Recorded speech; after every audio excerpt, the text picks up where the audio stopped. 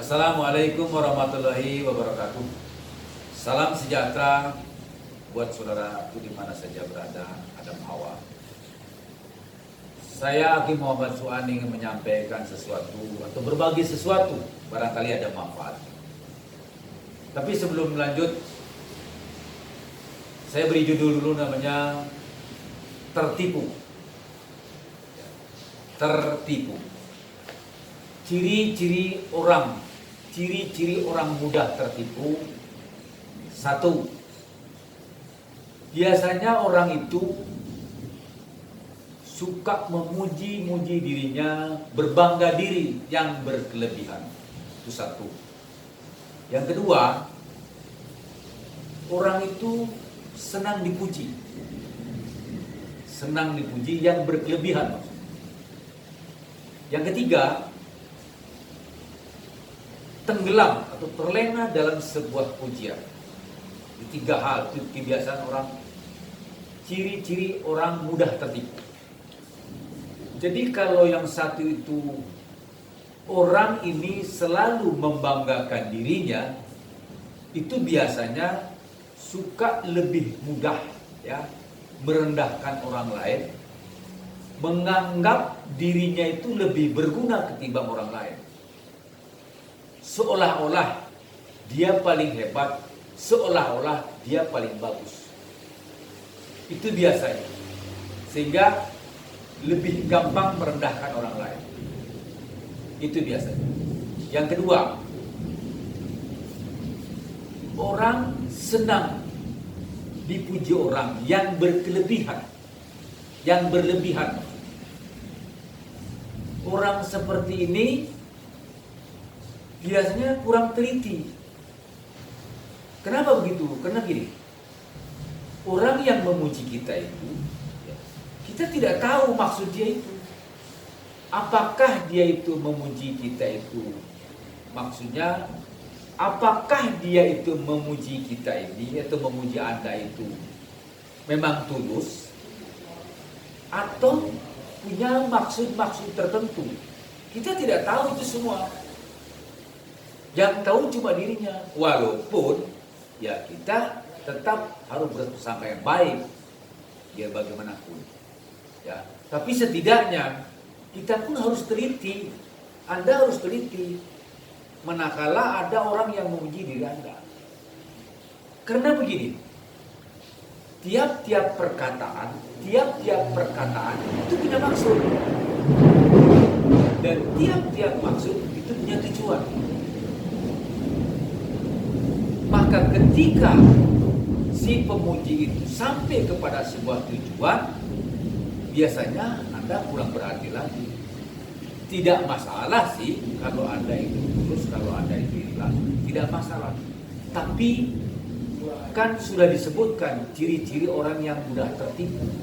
Ya, satu, kebiasaan sombong atau membanggakan dirinya, lebih cenderung menganggap dirinya lebih berguna ketimbang orang lain.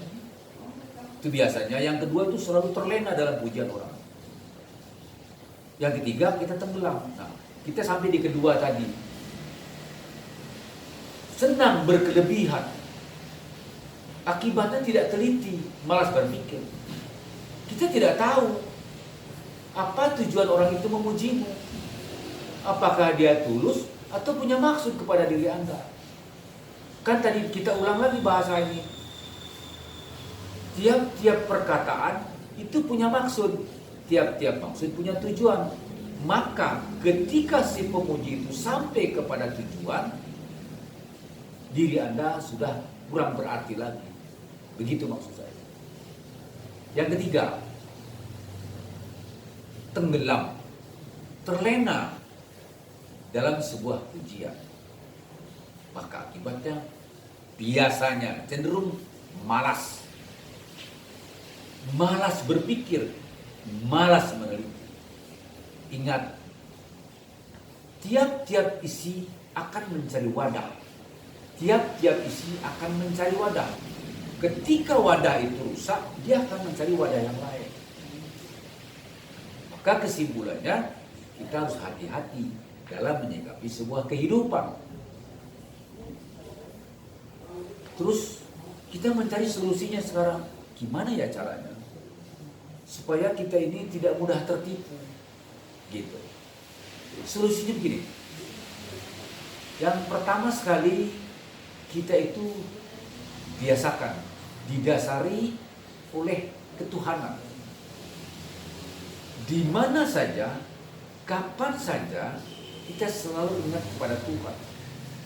Di mana saja, kapan saja, kita selalu bermohon kepada Tuhan, berdoa kepada Tuhan, tidak boleh lengah.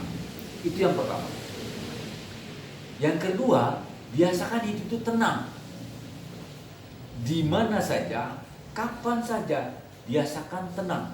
Dalam situasi apapun, kita ini tidak mudah terprovokasi oleh sesuatu kejadian.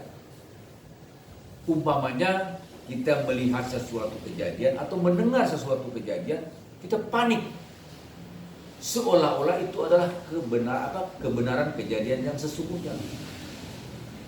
Kita menjadi tidak tenang. Itu orang seperti itu harus dibiasakan tenang dan tenang.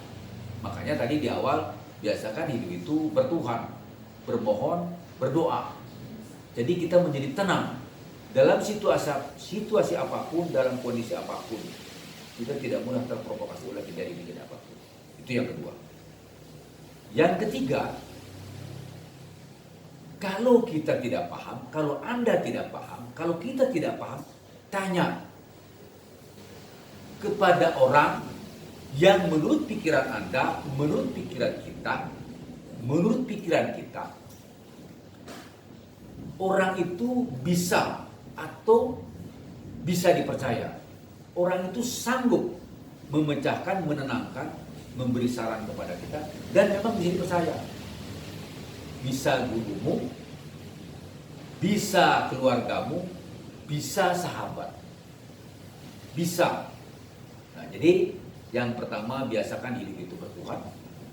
Yang kedua, biasakan tenang. Ketiga, ketika kita tidak mengerti, tanya. Bisa kepada gurumu, bisa kepada keluargamu, bisa kepada sahabatmu yang menurut kamu patut tempat dia bertanya dan bisa dia dipercaya. Itu maksudnya. Nah, sampai begini. Iya, saya setuju kalau kita itu harus berprasangka baik kepada siapapun. Itu wajib. Tapi tidak salah kita ini punya perasaan waspada, punya perasaan teliti. Tidak salah kita. Terus Aki ini menyampaikan sesuatu yang dimaksud tertipu itu pengertiannya luas. Jangan diartikan hanya materi saja, bukan. Luas. Bisa materi, bisa situasi dan kondisi, bisa apa saja. Termasuk kejadian kehidupan sehari-hari. Baik itu secara pribadi saja, kejadian-kejadian politik. Itu luas, tidak tertipu oleh suasana maksudnya. Contoh, kita ini secara kasat mata kita melihat, contoh saja, melihat secara jelas, secara kasat mata sebuah film atau sinetron. Terkesan itu kejadian yang sebenarnya, padahal itu cuma editan. Kita tertipu namanya oleh situasi itu. Itu namanya tertipu. Iya, kita lihat kasat mata benar itu kejadian di film itu, di sinetron itu. Tapi itu editan. Akhirnya apa? Kita tertipu juga. Atau pendengaran. Kita mendengar sesuatu, kuping kita ini mendengar dengan jelas, katakanlah begitu, mendengar sesuatu. Padahal orang itu memberitakan sesuatu, merekayasa sesuatu untuk disampaikan kepada kita, terkesan itu benar. Padahal itu cuma isu. Apalagi zaman sekarang ya, entah itu penyakit corona, entah itu isu politik, terkesan benar banget itu A1. Padahal dia juga mendengar dari orang, diceritakan ke kita. Akhirnya apa? Kita tertipu pendengaran itu kan? Itu akibat. Itu mendengar, melihat, mendengar. Perasaan juga begitu.